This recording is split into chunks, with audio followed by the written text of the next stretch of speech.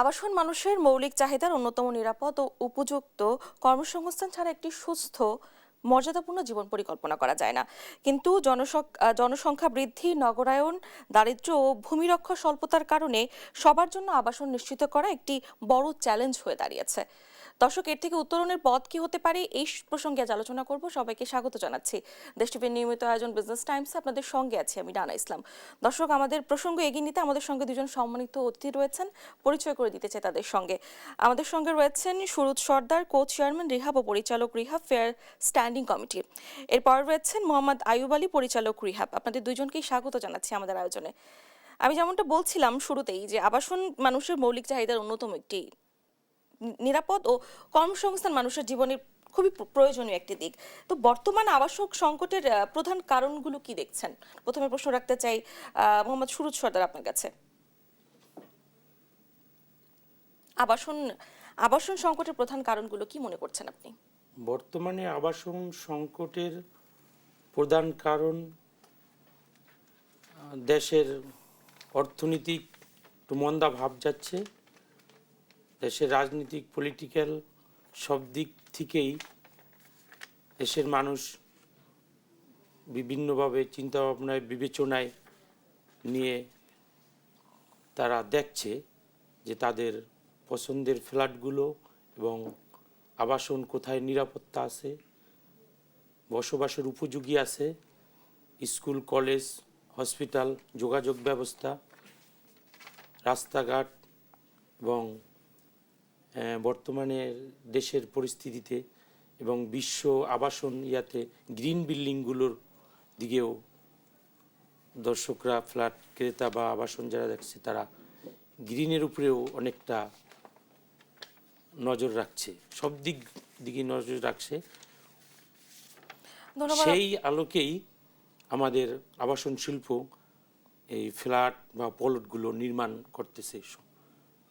বর্তমান গভর্নমেন্টের, রাজুকের যে নীতি নির্ধারণ আছে সেই দিকগুলো বিবেচনায় রেখে রিহ্যাব সেই দিকে এগিয়ে যাচ্ছে। ধন্যবাদ আপনাকে। আমি এবার আসতে চাই মোহাম্মদ আয়ুব আলী, আপনার কাছে একই বিষয়ে জানতে চাই। বর্তমানে আবাসন সংকটের প্রধান কারণ আপনি কি দেখছেন? আবাসন শিল্পের যে বর্তমানে মন্দা অবস্থা বিরাজমান রয়েছে, এটির বহুবিধ কারণ রয়েছে। কিছু কারণকে আমরা সামষ্টিক, কিছু কারণকে আমরা ব্যক্তিগত পর্যায়ে নিয়ে আসতে পারি। এর মধ্যে প্রথম কারণ হলো যে ফ্ল্যাটের দাম বেড়ে গেছে, সাধারণ ক্রেতাদের যে ক্রয় ক্ষমতার বাইরে চলে গেছে। কারণ ফ্ল্যাটের দাম বাড়ার পিছনে রয়েছে নির্মাণ সামগ্রীর বর্ধিত দাম। নির্মাণ সামগ্রীর দাম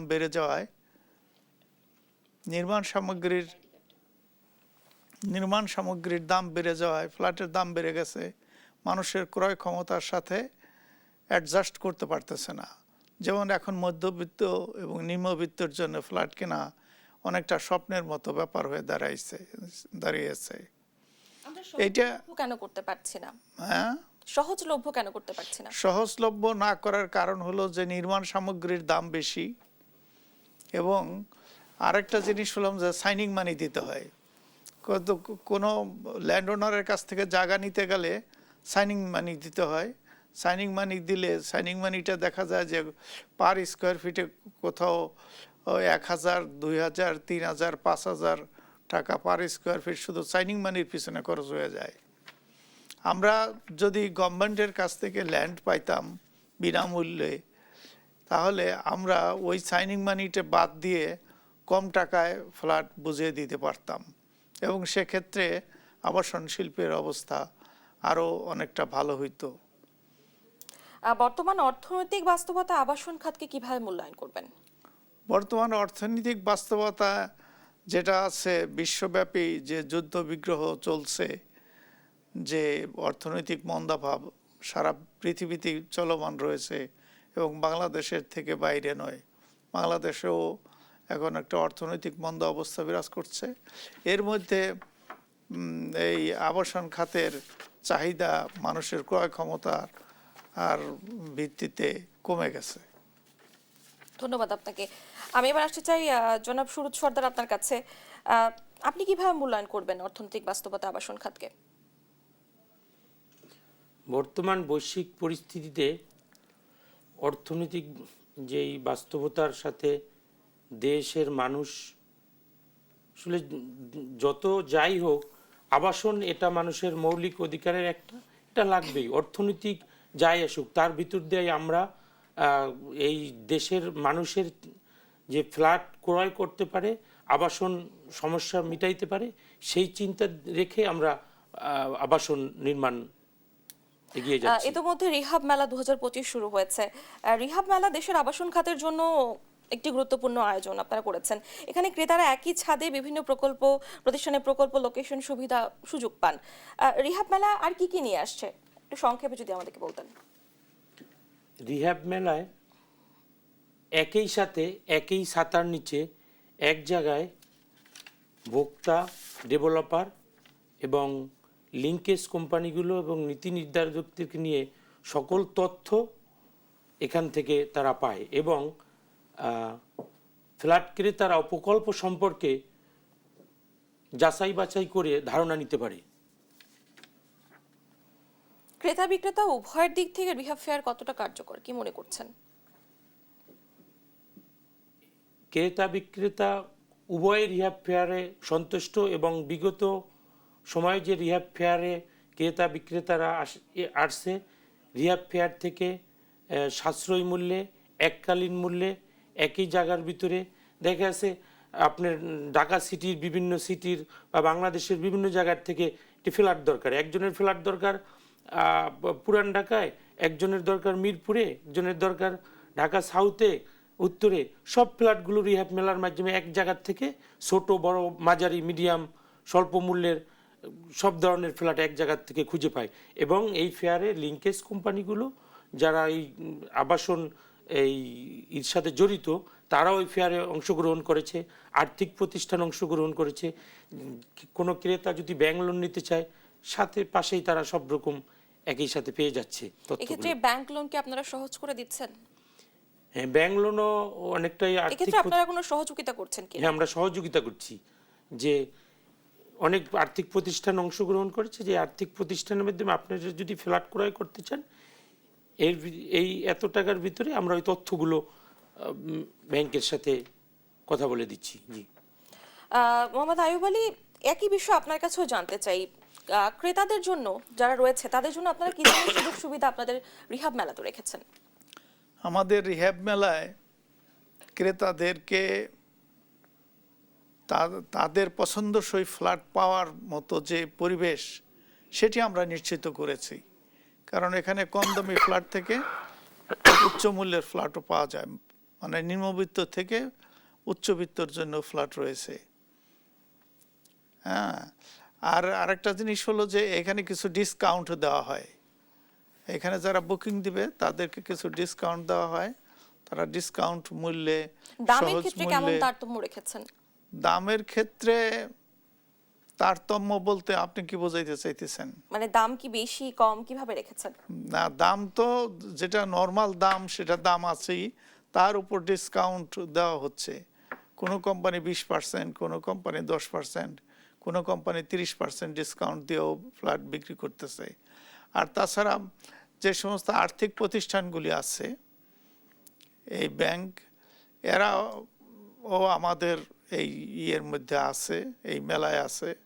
এরাও যথাসম্ভব ক্রেতা সাধারণের স্বাদ এবং সাধ্যের মধ্যে ফ্ল্যাট কেনার সহযোগিতা করছে। আমরা আবার আলোচনায় ফিরবো, তবে আরেকটু বিরতির পরে। দর্শক, এ পর্যায়ে নিচ্ছি একটি বিরতি, ফিরে আসছি বিরতির পরে, সঙ্গেই থাকুন।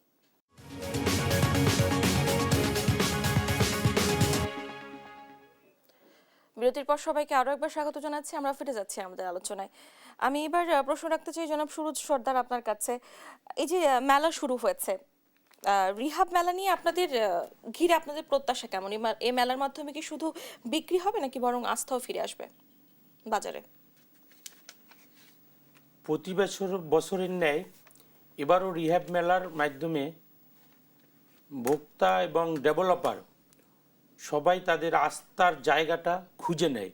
তো রিহ্যাব ফেয়ারের উদ্দেশ্যই এটা, যেন ক্রেতারা তাদের আস্থার জায়গাগুলো খুঁজে নিতে পারে এবং একই জায়গায় বসে প্রকল্প সম্পর্কেও সব রকম ধারণা নিতে পারে।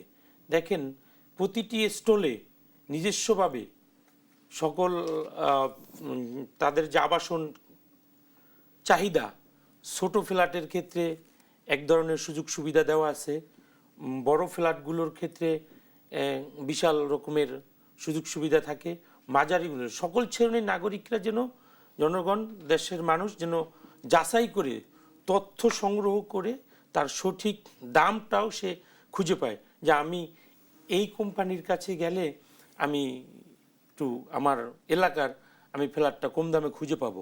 এবং যেহেতু রিহ্যাব ফেয়ারের এবং রিহ্যাবের স্টলের, সেখানে তারা নিরাপত্তাও পায়।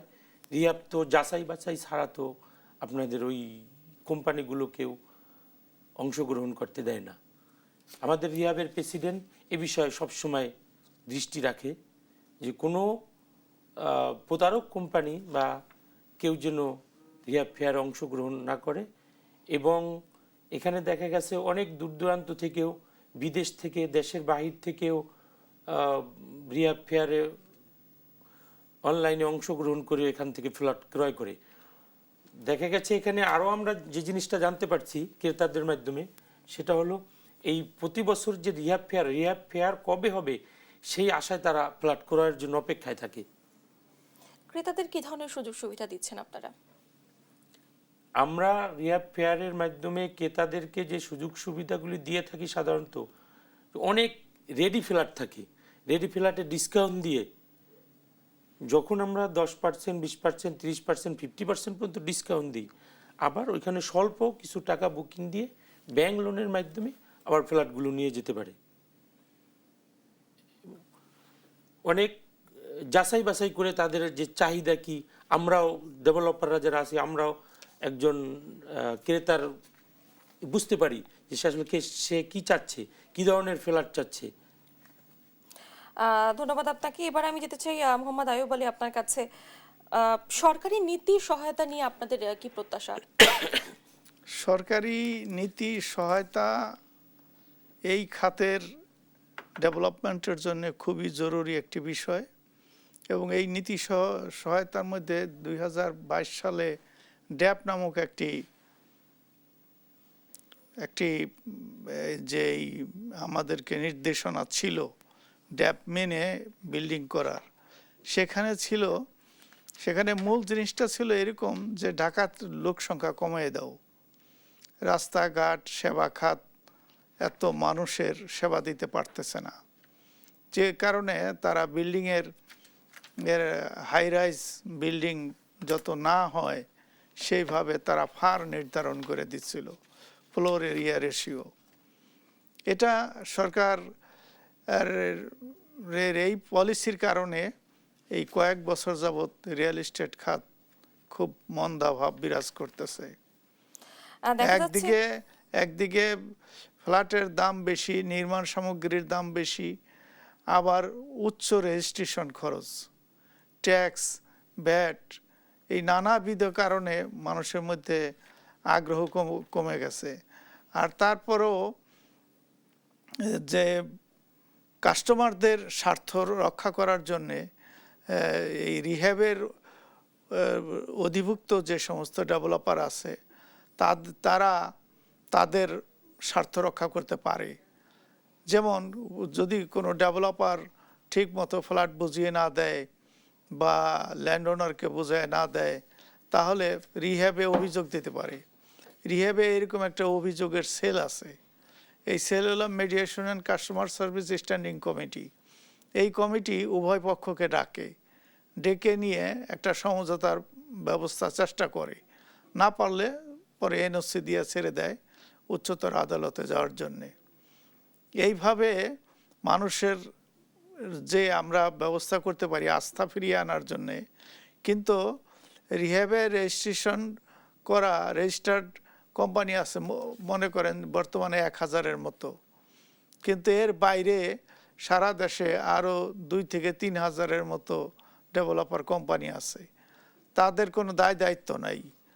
আবার অংশীদারি হিসাবে ব্যবসা করে, যে একটা জমি কিনা নিল, 10 জন 15 জনে মিলা ওই জমিতে বিল্ডিং বানাইলো, বিল্ডিং বানাইয়া ফ্ল্যাটগুলি ভাগ করে নিল। তারা মাত্র জমি রেজিস্ট্রেশনের জন্য 2.5% ট্যাক্স গভর্নমেন্টকে দেয়, আর কোনো ট্যাক্স দিতে হয় না। তো এইভাবে এই অংশীদারি ব্যবসাটাও খুব জমজমাট বর্তমানে চলছে। আর আমাদেরকে দিতে হয় 14 থেকে 17% ট্যাক্স। তা আমরা একটা অসম প্রতিযোগিতার ভিতর দিয়ে অগ্রসর হচ্ছি। এই অসম প্রতিযোগিতার কারণে ফ্ল্যাটের দাম আমরা ইচ্ছা থাকলেও কমাতে পারছি না।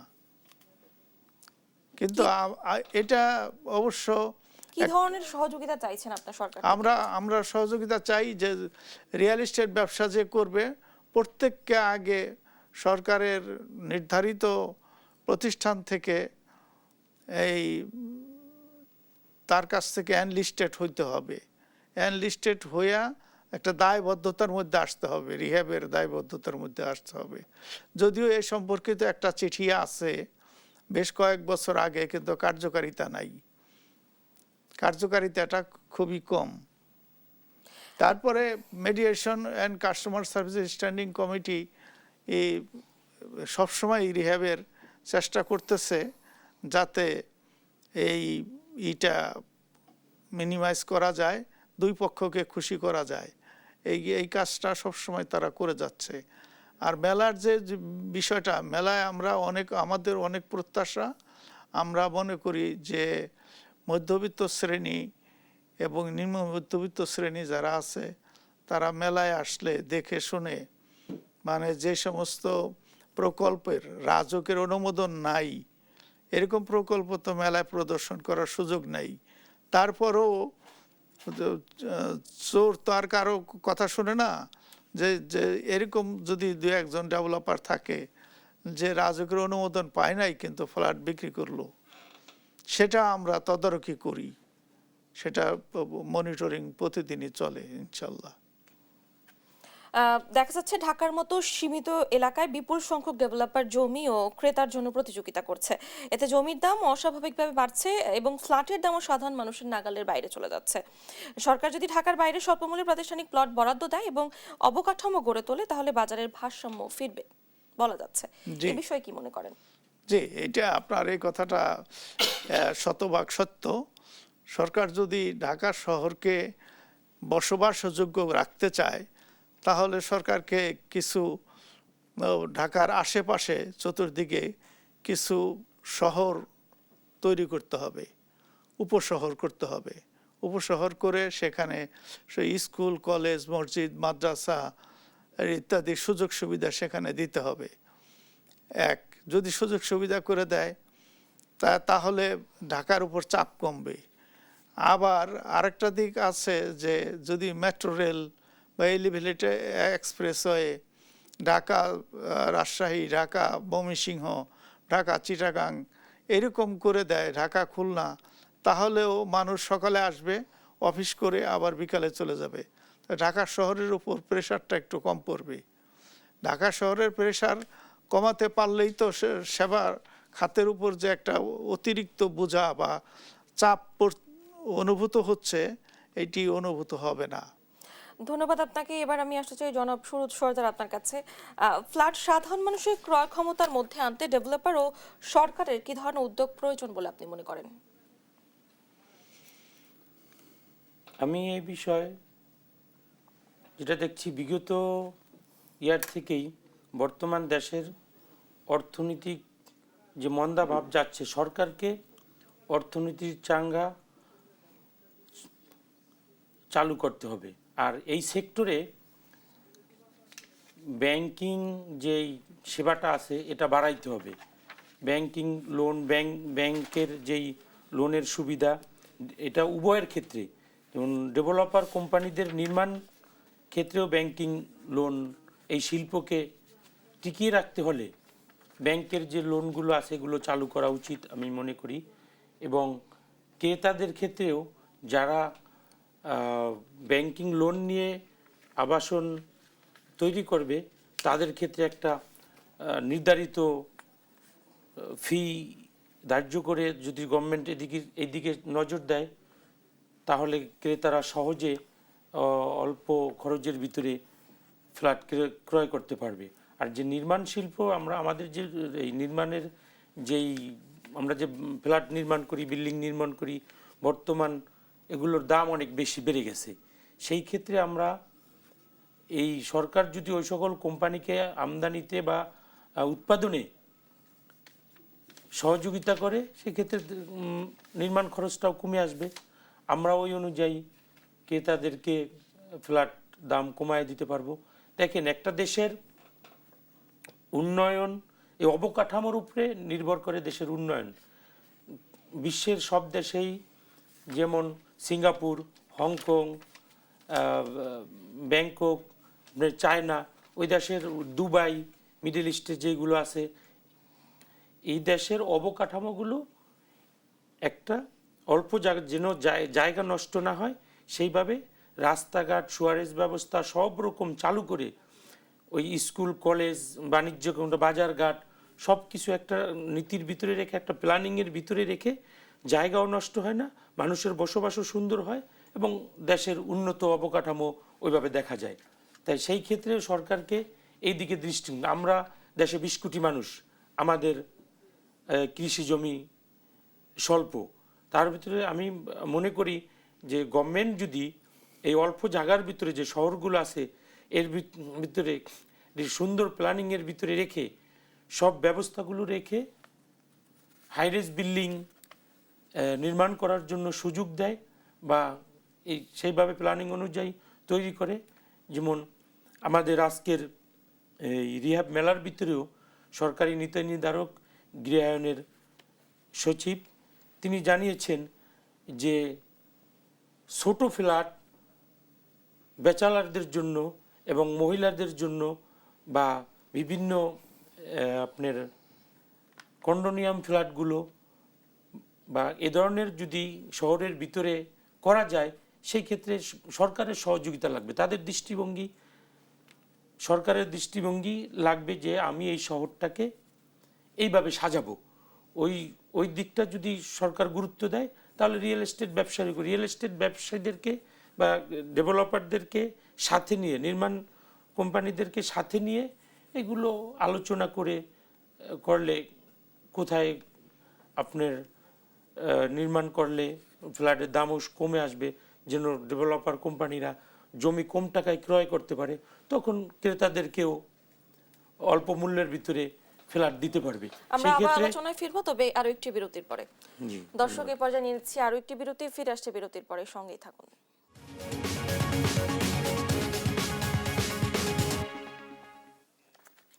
বিরতির পর সবাইকে আরো একবার স্বাগত জানাচ্ছি। আপনারা দেখছেন বিজনেস টাইমস। আমরা ফিরে যাচ্ছি আমাদের আলোচনায়। আমি এবার আসতে চাই মোহাম্মদ আয়ুব আলী আপনার কাছে। আমি জানতে চাই, তরুণ ও মধ্যবিত্তদের জন্য সাশ্রয়ী আবাসন পরিকল্পনায় কি কি আছে? তরুণ মধ্যবিত্তদের জন্য এটা আমরা তো নিম্নবিত্ত, মধ্যবিত্ত, উচ্চবিত্ত এই 3 শ্রেণীর জন্য ফ্ল্যাট তৈরি করি। এখন যার যার সাধ্য মতো এবং তার পছন্দসই এলাকায় সে ফ্ল্যাট কিনে নেয়। এইখানে তরুণ বলতে আপনি কি বুঝাইছেন আমি জানি না।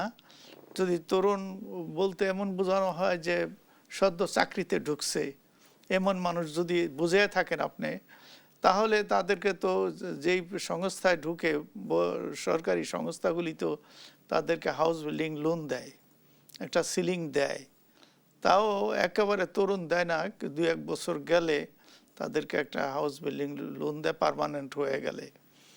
তো ওইটা যদি দেয় তাহলে তো আমরা আমাদের কাছ থেকে ফ্ল্যাট তারা দীর্ঘমেয়াদী কিস্তিতে নিতে পারে। মধ্যবিত্ত ও নিম্নবিত্তদের জন্য কি ধরনের সুবিধা রয়েছে? স্বল্প মূল্যের আবাসন কি ধরনের সুবিধা আপনারা রেখেছেন? আমরা সুবিধা খুব বেশি রাখতে পারিনি, কারণ আমাদেরকে সাইনিং মানি দিয়ে জায়গা নিতে হয়। যদি আমাদেরকে গভর্নমেন্ট সাইনিং মানি ছাড়া ঢাকা শহরে বা আশেপাশে জায়গা দেয়, তাহলে আমরা সাশ্রয়ী মূল্যে ফ্ল্যাট তাদেরকে দিতে পারবো, আশা করা যাচ্ছে। আশা করা যাচ্ছে আমরা দিতে পারবো। এবং আমাদের, কারণ আপনি একটা চিন্তা করেন যে বাংলাদেশে ঢাকা শহরের অল্প সংখ্যক কিছু বিল্ডিং হাই রাইজ, আর প্রায় 90% বিল্ডিংই লো রাইজে আছে। অথচ পৃথিবীর সব দেশই, সিঙ্গাপুর বলেন, চায়না বলেন, পৃথিবীর সব দেশই হাই রাইজ বিল্ডিং করে, 20 তলা, 30 তলা, 40 তলা। অথচ আমরা উল্টা পথে হাঁটছি, আমাদের নীতি নির্ধারকরা উল্টা পথে আমাদের দেশে হাঁটছে। তো অনেক বেশি অপরিকল্পিত নগরায়ন রয়েছে। হ্যাঁ, অপরিকল্পিত নগরায়নও হয়েছে। আবার আমরা উল্টা পথে হাঁটছি যে আমরা বিল্ডিং এর হাইট যদি না দেওয়া হয়, হাই রাইজ বিল্ডিং এর যদি প্রকল্প না দেওয়া হয়, তাহলে হবে কৃষি জমির উপর চাপ পড়বে। মানুষ কৃষি জমিতে গিয়ে বাড়ি করবে। কৃষি জমিতে বাড়ি করলে এমনিতেই তো কৃষি জমি প্রতি বছর 1% হিসাবে কমে যাচ্ছে শিল্প কলকারখানা, রাস্তাঘাট ইত্যাদি কারণে। তাহলে তো খাদ্য ঘাটতির উপর প্রেশার পড়বে, চাপ পড়বে, এবং বিদেশ থেকে খাদ্য আমদানি করতে হবে। আমরা রপ্তানির পরিবর্তে আমদানি নির্ভর, খাদ্য আমদানি নির্ভর দেশে পরিণত হব। ধন্যবাদ আপনাকে। আমি এবার আসতে চাই জনাব সুরজ সর্দার আপনার কাছে। অপরিকল্পিত নগরায়ন পরিবেশের জন্য বড় হুমকি। ভূমিকম্প ঝুঁকি, জলাবদ্ধতা, তাপমাত্রার বৃদ্ধির পেছনে অপরিকল্পিত উন্নয়ন দায়ী বলা যাচ্ছে। এখানে সরকার, রাজুক, রিহাব ও পরিকল্পনাবিদদের সমন্বিত উদ্যোগ প্রয়োজন। রিহাব কি দায়িত্ব পালন করছে? এখানে রিহ্যাব প্রতিবারের মতোই যখন দেশে বিদেশে যেই পরিকল্পিত নগরী গড়ার জন্য সরকারের সাথে প্রতিনিয়ত যোগাযোগ রাখছে এবং আলোচনা সভা সমাবেশে রিহ্যাবের পক্ষ থেকে পরিকল্পিত যখন নগর গড়ার কোনো আলোচনার জন্য রিহ্যাবকে ওই বিষয়ে জানতে চাওয়া হয় বা রিহ্যাবকে দিক নির্দেশনা দেওয়ার বলতে হয়, রিহ্যাবের প্রেসিডেন্ট, রিহ্যাব কর্তৃপক্ষ তখন সে বিষয়ে মুখ্য ভূমিকা রেখে দেশের মানুষের কথাগুলো এবং পরিকল্পিত নগর কিভাবে গড়ে ওঠে সেইগুলো দিয়ে আসে। দেখেন, বিগত আমল থেকে রিহ্যাব হলো জনগণের প্রতিনিধিত্ব করে, কিন্তু এখানে আমাদের দেশের মূল ইয়াটা হচ্ছে দুর্নীতি। এই দুর্নীতি কারণে রিহ্যাব জনগণের প্রতিনিধিত্ব করেও টেট বডি থেকে যে জনগণের কথাটা তুলে ধরা হয়, এই তুলে ধরলেও ওই কথাটা যখন ওই বাস্তবায়নের ক্ষেত্রে চলে যায়, তখন এই দুর্নীতিবাজের কারণে দুর্নীতির করতে পারে কিভাবে এই যারা এই বিষয় পরিকল্পনাবিদরা থাকে। বিগত আমলে এই যে ড্যাব নামে যে এই একটি নির্মাণ বিধিমালা করে এই শহরকে এবং এই দেশটাকে যে গলা চিপে মেরে ফেলা হয়েছে। দেখেন, ড্যাব নামে একটা ইয়া করে এদিকে পরিবেশের কথা বলতেছে পরিকল্পনাবিদরা বা পরিবেশবাদীরা, অথচ এই ড্যাব নামে বাস্তবায়ন করে এখান থেকে নরসিংদী ভরে ফেলতেছে, এখান থেকে আপনার পদ্মা নদীর পার পর্যন্ত ভরে ফেলতেছে, মানিকগঞ্জ ভরে ফেলতেছে, গাজীপুর ভরাট করে ফেলতেছে। অথচ এই ঢাকা সিটির রাজধানী প্রশাসনিক ইয়া হলো ঢাকার মেইন ঢাকার ভিতরে প্রতিনিয়ততে মানুষগুলো আসতে হয়, আমাদের রাস্তাঘাটগুলো করা নাই। যেভাবে আবার রাস্তাঘাটগুলো করা আছে, ড্যাব আছে, সেখানে রাজুক কি করে, এই রাস্তা তৈরি করে না, এরা গিয়া শুধু মানে কিভাবে কোথায় দুর্নীতি করবে অল্প ছোট জায়গার উপরেও আপনার বিভিন্নভাবে ইয়া করতেছে, কিন্তু রাস্তা তৈরির ক্ষেত্রে রাজুক কোনো ইয়া করে না। ওই ডেভেলপারদেরকে বা নির্মাণ যে করতেছে তাকে নির্মাণটা কিভাবে সঠিক হয় সেই দিকেও যাচাই বাছাই না করে শুধু তাদেরকে কিভাবে চাপানো যায়, তাদের সাথে কিভাবে আটকানো যায় এই বিষয় নিয়েই করে। কিভাবে এই নির্মাণটা মজবুত হবে, ঝুঁকিপূর্ণ হবে, পরিকল্পিত নগরী হবে, সুয়ারেজ ব্যবস্থা ঠিক থাকবে, সেই বিষয়টিকে গভর্নমেন্ট যদি সুস্পষ্টভাবে টেট বডির রিহ্যাবের আলোচনাকে, জনগণের দাবিকে তারা রাখে, সেই ক্ষেত্রে এখানে অনেক কিছুই করা সম্ভব। পরিবেশ বান্ধব ও টেকসই আবাসন নিশ্চিত করতে কি ধরনের নীতিগত পদক্ষেপ জরুরি? সেই ক্ষেত্রে বিএমডিসি যেই নীতিগুলো আছে এইগুলোকে ফলো করতে হবে টেকসই আবাসনের ক্ষেত্রে। পরিবেশগত আবাসন তৈরি করার ক্ষেত্রে যে আমাদের দেশের যেই সুয়ারেজ ব্যবস্থা এবং পানি নিষ্কাশন ব্যবস্থা এবং গ্রিন বিল্ডিংগুলো দিকে নজর দিতে হবে। আমরা ইতিমধ্যেই রিহ্যাব গ্রিন বিল্ডিং তৈরি করার জন্য প্রতিটি ভবনের ছাদে এবং বারান্দায় গ্রিন হাউস এবং গ্রিন জোন রাজুক এ বিষয়ে পরামর্শ দিয়েছে। সেই অনুযায়ী আমরা প্রতিটি বিল্ডিংয়ের ভিতরে একটা গ্রিন স্পেস রেখেই বিল্ডিং করতেছি। সেই ক্ষেত্রে আমরা কিন্তু এভাবে যদি প্রতিটি ইয়াতে চলে আসে প্রতিটি বিল্ডিংয়ের আওতায়, তাহলে পরিবেশগত বিল্ডিং। গ্রাহক সুরক্ষায় রিহ্যাবের ভূমিকা আরো শক্তিশালী কিভাবে করা সম্ভব? রিহ্যাবের ভূমিকা, রিহ্যাব ইতিমধ্যে গ্রাহকদের জন্য বিভিন্ন সেল চালু করেছে এবং দেখেন জমির মূল্য অনেক বেশি, অপরিকল্পিত নগরী হওয়ার কারণে জমির মূল্য, জমির মালিকরা ছোট ছোট জমি তারা আটকে রাখছে, অথচ সেখানে আপনার সাইনিং মানি দিয়ে বিভিন্নভাবে এই তারা নির্মাণ করা যাচ্ছে না। সেক্ষেত্রে গ্রাহকদের চাহিদা বলক ভিত্তিক নির্মাণ করলে এবং এই জমিগুলোকে সরকার যদি একটা নীতি নির্ধারণের ভিতরে এনে দেয়, যেমন হাউজিং